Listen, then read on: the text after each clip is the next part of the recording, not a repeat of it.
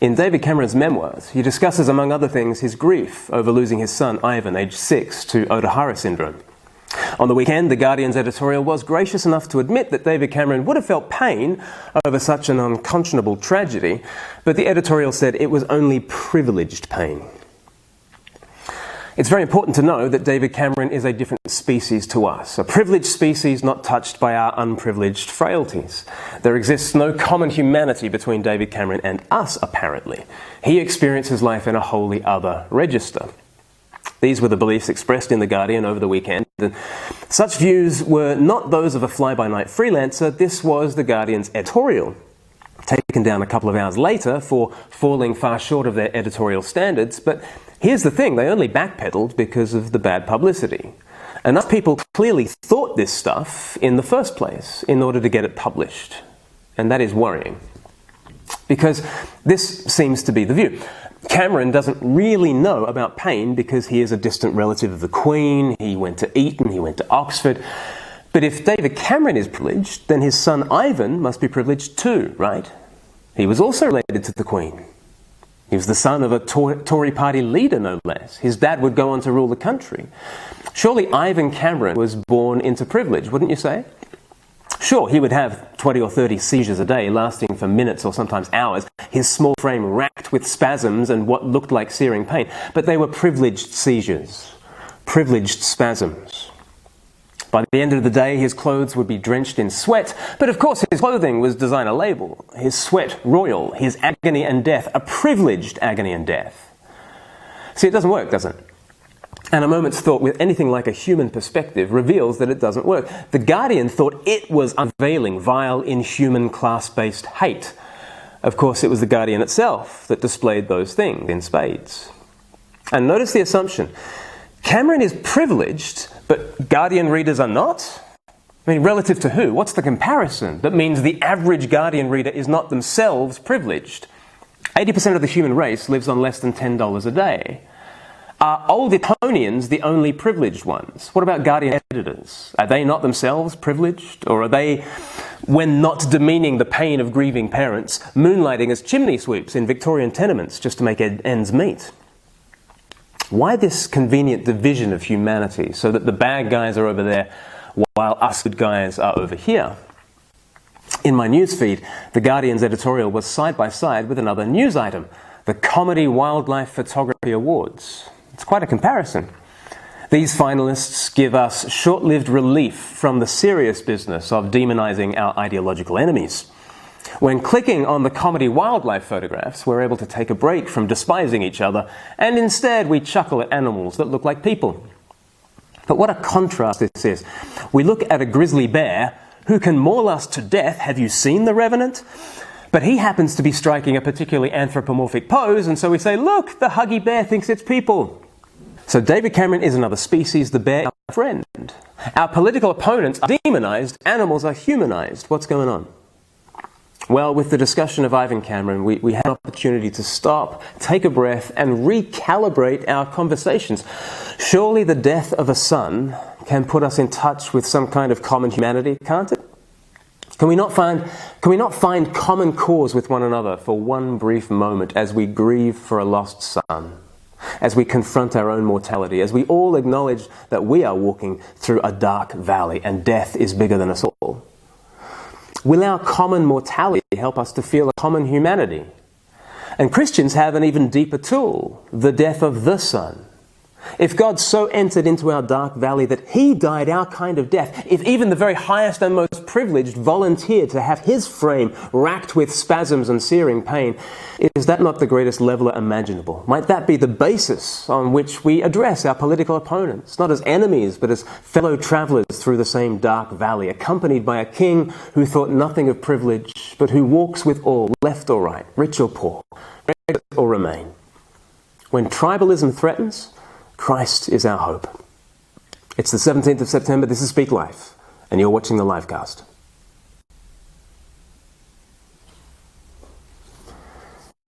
LIVEcast, LIVEcast, welcome to the LIVEcast, LIVEcast, LIVEcast, welcome to the show. LIVEcast, LIVEcast, welcome to the LIVEcast, LIVEcast, LIVEcast, welcome to the show.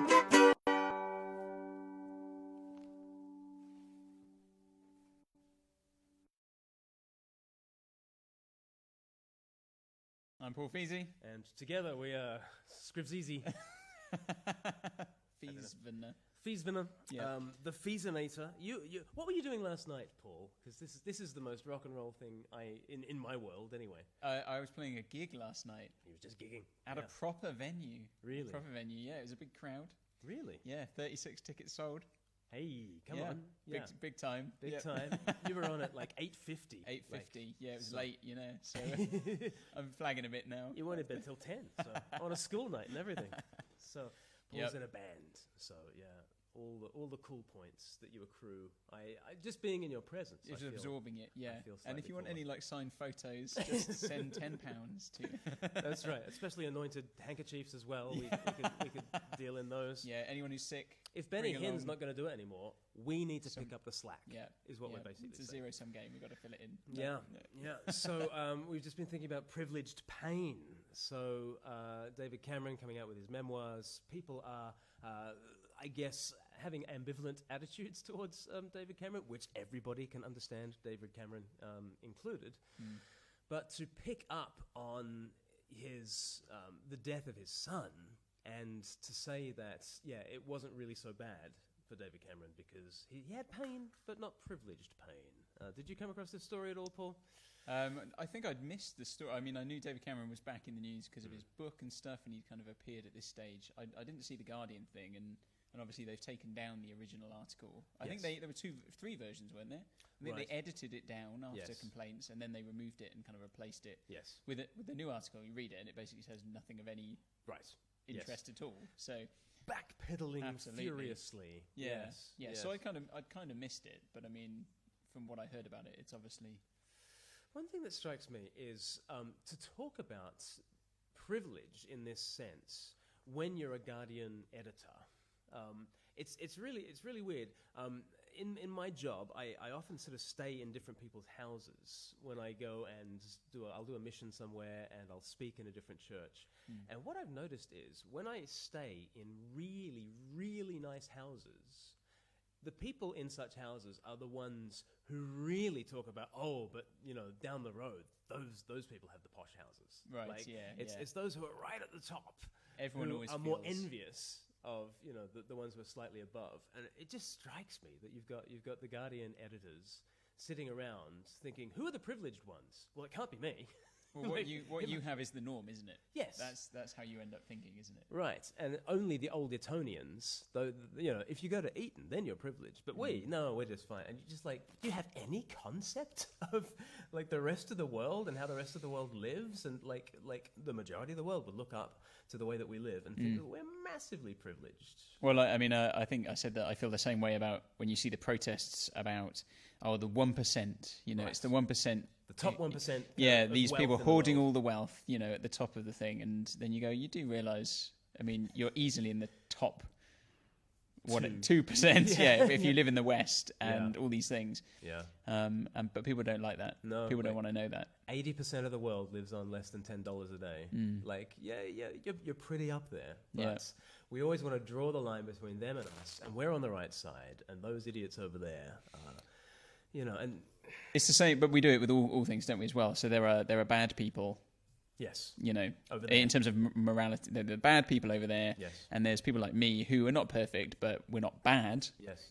We're basically good. Basically right. Not as bad as some. No. And in one sense, thank God for the paedophiles because they play us on side, to use a footballing metaphor. They are the ones who, because that's a soundbite. Let's just say the playing on side bit was the metaphor. But we're almost glad for the really evil people out there because it makes us feel, not so terrible when there are, dreadful people out there. You make yourself feel better. Yeah, but it's the old Solzhenitsyn quote, wouldn't it be convenient if the evil people were over there and us and the good people were over here, but the dividing line between good and evil? Through the heart. Down the center of every human heart. Yeah. What was one of the things that was very perplexing to me and disappointing to me was this weaponizing of the word privilege, which I think there's a good way of talking about privilege. There is such a thing as privilege, and the Bible does talk about privilege and checking your privilege and making sure you use your privilege for good. I think of Romans chapter 15, where it says, "We who are strong ought to bear with the failings of the weak and not to please ourselves. Each of us should please our neighbours for their good, to build them up. For even Christ did not please himself."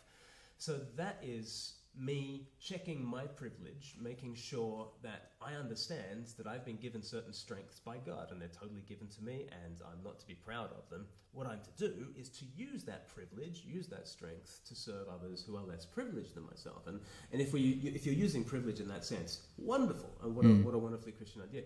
But this is using privilege as a way of distancing ourselves from others. He's privileged, we're not. And it's a real politics of envy. Yep. And all of a sudden, what is meant to be a uniting across difference becomes an exacerbation. That doesn't work. An exacerbating of that difference between them and us. And then, of course, it's the great irony that the Guardian thinks it's being anti-class-based discrimination by having to go at the old Etonian, whereas it is just class-based, discrimination. Yeah. Just punching in a different direction. Yeah. And it's very the thing is that it's very inconvenient, isn't it, for people to see that side of David Cameron, right? Because I mean, we've all had those experiences, haven't we? Where either we know someone who dislikes someone else, and they've met them, or we've disliked someone, we've met them, and they were like, actually, they're a normal person. They're quite nice, and actually, that's very inconvenient if you want to set someone up as your, the ultimate kind of pariah, like your scapegoat. Yeah. You want to ladle on the scapegoat and send them away. Yeah. Think of Ed Miliband, and one of the things that everyone remembers about Ed Miliband is he can't eat a sandwich, right? there was that weird kind of photo call where he failed to eat a sandwich, and we know people for the oddest thing. Theresa May, when her voice really broke, as she was resigning from office, it was kind of the most human moment of her premiership. And not the dancing? That's right, yeah, we didn't dancing. That did not make her human. No, maybe not so much. More like a Martian, but it's just so convenient for us. For those who we want to hate, we must demonize them. And so, you're right, it's inconvenient for David Cameron to actually have a human side. Yeah. And to have a story that would call forth compassion. Because we don't want to be compassionate. We don't want to grieve with those who are grieving. So it was just a grubby business, and very glad that the Guardian retracted it. But I think it does tap into this tribalism. We want our baddies to be really bad, and we don't want to share a common humanity with other people. And therefore, our political opponents are not just opponents; they're enemies. And our discourse is so much the worse because of it. So anyway, that was privileged pain, and I wonder if that's going to be a kind of a phrase that lingers on, even though really on the website it only lasted for a couple of hours. Well, I think the striking thing in the monologue that you said about the privileged pain was was Ivan experiencing privileged pain? Would they have said to him, suck it up, kid, because you're look at all the money you've got from your family, and look at who you're related to, and what you will go into because of who you are and where you've been born. No one would ever have said that. No. Well, they might have done, but you'd have to be pretty low. Yeah. At that stage, you've jettisoned any form of real humanity. Because the thing that ought to awaken in us a common humanity is that common mortality. That, hang on, guys, if you want a common enemy, the common enemy is not the Tories or Brexiteers or Remainers. The common enemy is death. So, in the Bible, 1 Corinthians 15, the last enemy is death. Can we all kind of get an amen on that? Can we all kind of can we all unite in, okay, we are frail, we are weak. I don't need to destroy my other opponent because we're all getting destroyed by this thing called death. And can we not actually have some sense of common humanity because of our common mortality? And hopefully the death of a son would awaken people to that. And then obviously as Christians we have the death of the Son to unite us, that the ultimate one with privilege actually descends into our common humanity, walks through the valley of the shadow of death with us, and he walks with right-wingers and left-wingers, and he walks with Brexiteers and Remainers, and hopefully there's some common humanity that we can draw on. But yeah, it does seem to me that while we as a culture don't anymore have a sense of faith, hope, and love, we're just going to become more and more tribalized. We don't have that common faith in Christ that sort of is overarching between every wing of the political spectrum. We don't have the common hope that there's a resurrection, and therefore politics is our only hope. And so we invest in that as though it's life and death, and we don't have this concept of love. It's all about, getting all I can. And so we don't have this idea of using our privilege to serve others. It seems to me we need to get back to a politics of faith, hope, and love, but that's not going to happen if people don't come to Christ. So that's why we bang the drum that we bang. Other news that we wanted to cover in the LIVEcast, Sam Smith has made an announcement. What's the announcement that Sam Smith's made? Yeah, so Sam Smith, I think over the weekend, has come out to say that, now I have to be very careful how I phrase this now, aren't Yes. I? That they has changed their pronoun. They have. Is it they? Do you keep the verb singular? I don't know. I don't know. So anyway, Sam Smith has changed... Singer Sam Smith. Singer Sam Smith has changed the pronouns that they use to they, them, rather than a he or a him. Because he says he doesn't... I've done it. See, I've done it. I've done it already. You've misgendered Already him. I've misgendered him. Yeah. Not intending to. Not intentionally, absolutely not. And this is part of our discussion about this. Mm-hmm. I think much in the vein of Jordan Peterson. Mm-hmm. So because Jordan Peterson very much got into trouble over this stuff, didn't he, in Canada? Yeah. And he said he would be absolutely happy to refer to a student who wished to use different gender pronouns by those pronouns. Mm-hmm. But he won't be compelled. I mean, I feel exactly the same. Like, so if someone came into church, or it wouldn't matter if they were in church or not. Sam whoever. Smith came if Sam Smith came here now, yes. or in this room, and Sam Smith was here, and they said to me, well, I'm trying my best. Yeah. They said, this is how I would like to be referred to. I would try and do that as much as I could. And likely, there would be times, as I've already done, I would slip up on that. Yeah. But out of respect for that person and wanting to show them love, I would do that. The real question comes when we're thinking about, should you be compelled to say those things? Yes. And I mean, a few people have already been jumped on, I think, online for misgendering. Yes. And the question is, how do you even know whether that's deliberate or not? Yes.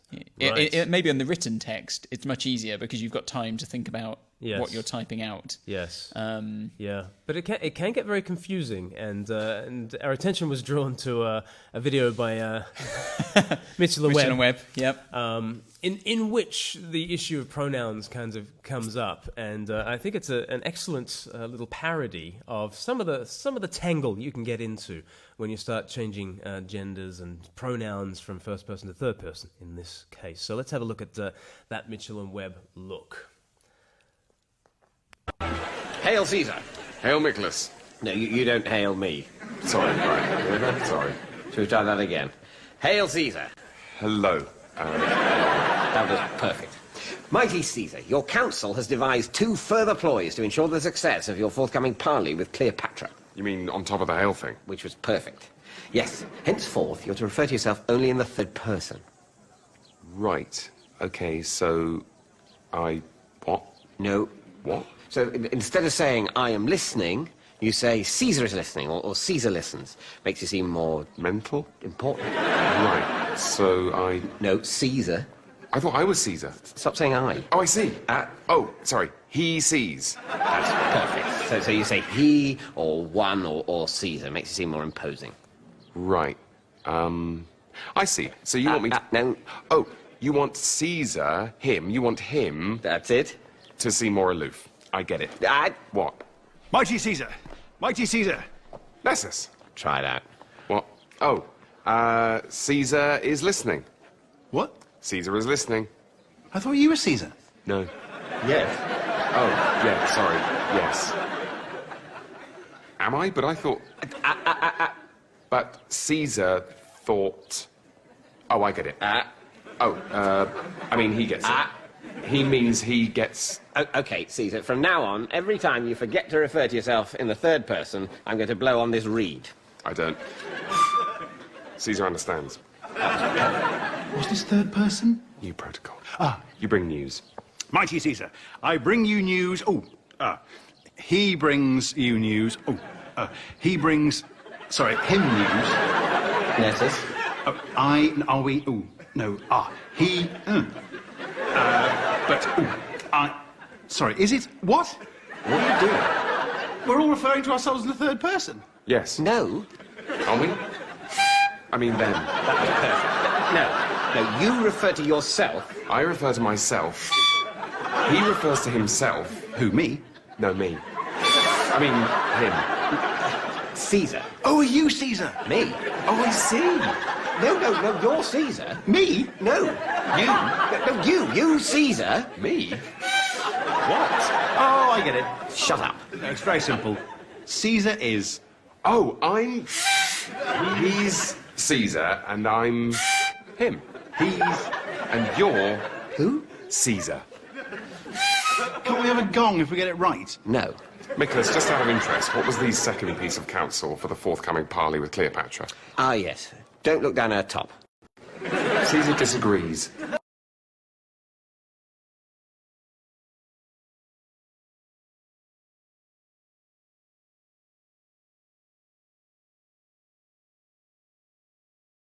Yes, a very confusing video in which the confusion of pronouns being used is used to comic effect. But you might be confused by the presence of this third party in the livecast. Can you introduce yourself to us? Who are you? Yeah, my name is Matthew Schaefer, and I'm one of the interns that's just come on. Fantastic. And from your accents, you're not from around here. Where are you from? Just a little north. No, I'm from the United States. So I lived all over the place in the United States, but most recently I was in Indianapolis. Fantastic. So what on earth would possess you to move from Indianapolis to Eastbourne in East Sussex? Yeah, that's a great question. So we sold our house. We sold all of our stuff. I routed it up with my wife and with my daughter, and we moved all the way here to England, which I've never been to before, never come to the UK, first time, and it's sometimes I've been asking myself kind of that same question. Wow. So what would possess you to I guess you sold your house, is that right? Mm-hmm. You sold most of your possessions. Yeah. Wow. And Yeah. kind of whatever you could carry in 2 suitcases, you Yeah. decided to bring across the Atlantic Ocean. That's right. What would possess you to do? Yeah, so kind of the big thing was we just had been kind of studying scriptures and noticing kind of trends in scriptures, and I'm really brought back to this idea from Matthew chapter 19 of the rich young ruler who comes to Jesus and he says, hey, I've been following the law, I've been doing all these good things, I've been participating in church, all the things. And he says, what else do I need to do? And Jesus says, I want you to sell everything you own, and I want you to come follow me. And the rich young ruler, of course, he leaves. He's sad because he feels like that's too great a sacrifice. Mm-hmm. And so he sadly leaves the greatest, most amazing eternity he could ever have for the temporary things in his life.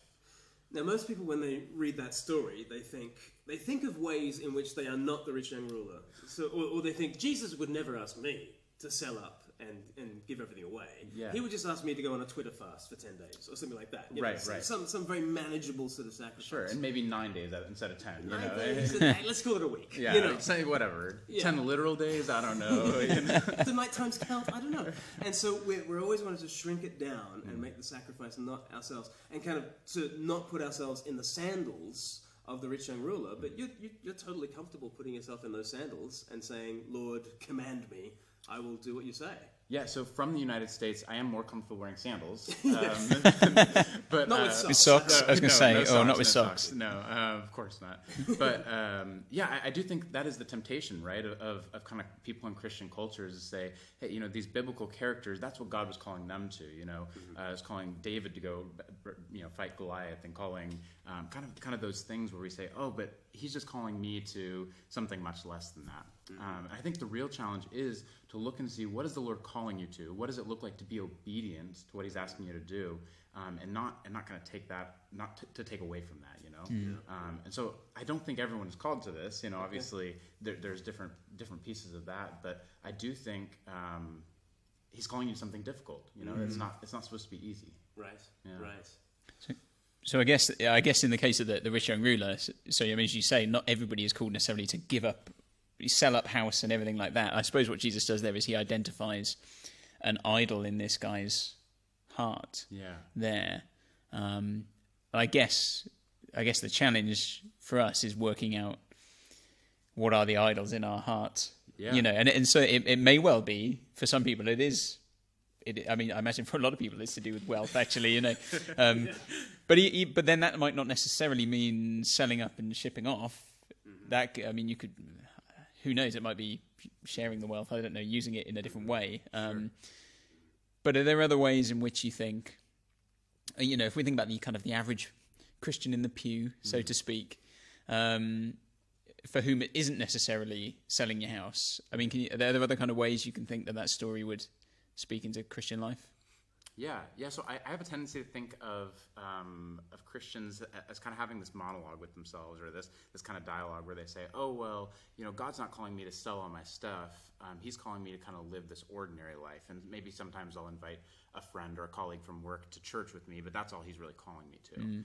And I do tend to, there's this quote by Francis Chan I really like. He says that it should be shocking that someone would claim to have the Holy Spirit living inside of them and yet live an ordinary life. And that quote is really haunting for me. It's like this challenge to say we're not expected to just to claim to be Christians, to claim to have literally God living inside of us and then just live a normal life. I don't think that's what we're called to. Yeah. But we are maybe called to live lives that look extraordinary in other ways. And so it could be making big sacrifices, like maybe it isn't picking up and moving somewhere else, but maybe it's actually staying back and caring for a loved one who's failing in health or something like that. Or maybe it's about the way that you raise your kids really intentionally and pay attention to the way that you raise a family. And it can be about the way that you have work ethic at work. Or maybe it's actually about cutting back from work so you can spend time with family. Or it looks so different for different people that it's hard to really say this is exactly the steps, this is exactly what you need to do. You need to sell your house and move to England or whatever. Sure.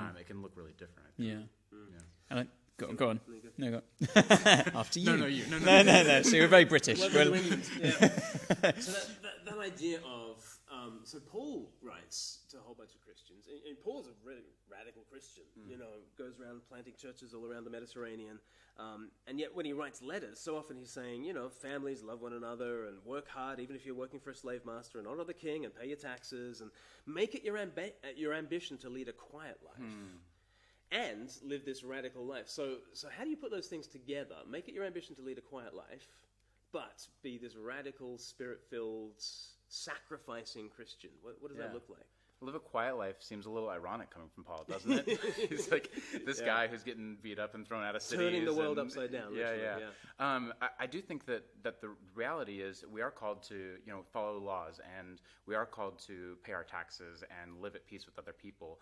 But that can look really radical in comparison to what the rest of culture is doing. And I think the really radical thing is when culture's telling you to do one thing, and maybe that's, follow, for me, it's the American dream. That's what we kind of think of, this idea of like get a house and a family and a good paying job so you can get to retirement and really live your life then or whatever. That's what culture is telling us to do. And God has got something different planned for your life than just what culture is telling. And I think that's what it really looks like to be radical. It's not about radical for radical's sake. You're not just going to rebel and break the laws and do whatever you want. Yeah. It's about being obedient to what the Lord is asking you to do. Yeah. And so I think to key down on that is really about really spending time with Him and developing a relationship with Him and making sure that all those aspects are there so that way you know what to be obedient to. And I love how that chapter ends. So the rich young ruler goes away sad, which is, it's a tragic ending to that story. Peter then, and you sort of imagine a little bit of pride in Peter. He says, Lord, we've left everything to follow you. What do we get out of it, right? Yeah. And then Jesus interestingly says, oh, look, Peter, anyone who's left father or mother or wives or children or fields for my sake and for the gospel will not fail to receive 100 times as much in this life and then eternal life at the end of that. So sort of Jesus has this little rebuke to Peter. If he thinks that because he's kind of given up all for Jesus, that he can kind of go around feeling good about himself, Jesus is like, well, that was actually a clever investment, Peter, because you've got a 10,000% yield on that kind of investment. in one sense, you haven't made a sacrifice at all. Right. This is the clever move. Well done, Peter. You know. Yeah. And I'll say I really have felt that in just a small sacrifice that I've made. Is in every small way that I've trusted the Lord, He's proved Himself 100 times more faithful in every way, financially, and just so many ways that He's blessed me and my family for making this move has been really incredible. So it hasn't felt much like a sacrifice, and I really encourage people, like, if there's something that God's calling you to, and you're aware of it, and you're thinking, oh, it's going to be really hard, though, I don't know if I can do that's too ridiculous. Man, if the Lord's calling you to it, it's way better than you could ever expect. Right. Yeah. Right. Well, what a challenge to leave us on as we think about, the challenge of the Spirit. And one thing that my flesh does when the challenge of the Spirit comes is my flesh is now thinking, that's okay for Matthew, but be reasonable, Glenn. Be reasonable. And allowing the challenge of the Word, the challenge of Christ to confront my flesh. And what a challenge for us all. What would it mean to really live this radical, sacrificial, Christ-filled life? Let's go away thinking about that. Now, Matthew, you are part of the Foundry, an internship program for 10 months. How long have you been with us? A week and a half. Wow. Yeah. First impressions? Oh, it's been amazing. I felt so welcomed here by the church that I'm plugged into, but also just you guys. It's been great, and some of the cultural differences are so fun. I feel like there's been a little bit of like, no, it's pronounced this way. It's but it's Have been you great. acclimated to us? Yeah. Climatized. Climatized, exactly. Yeah. He's learning. We're teaching him. Yeah. So your 10 months will not be misspent if you go away from here knowing that it's climatized, not acclimated. There we go. Good. Great. Learning. Brilliant. And if you guys want to join us with the Speak Life Foundry, check out speaklifefoundry.com and figure out what a 10-month internship might look like for you. If you want to find out more about how you can support Speak Life and the work of this livecast, you can go to speaklife.org.uk/give, and there are lots of ways that you can support the ministry there. Well, I think that'll do us for this week. We're going to try and trim it down to a nice trim 30 minutes. Trim the fat. Trim the fat. No more annoying preamble banter. That will be our tagline from now on. Yeah, no more. Bring you the best preamble banter. Yeah. The very That's a best. separate podcast we're going to do. You're going to fill that podcast. Annoying preamble banter. Hours of content. Yeah, very good. This will show up as a podcast wherever you get your podcasts, and some of these excerpts from today's livecast will show up on YouTube and Facebook. So sharing is caring. Get the word out there, and we'll see you again next week. Thanks so much for joining us. Take care. Bye. Bye.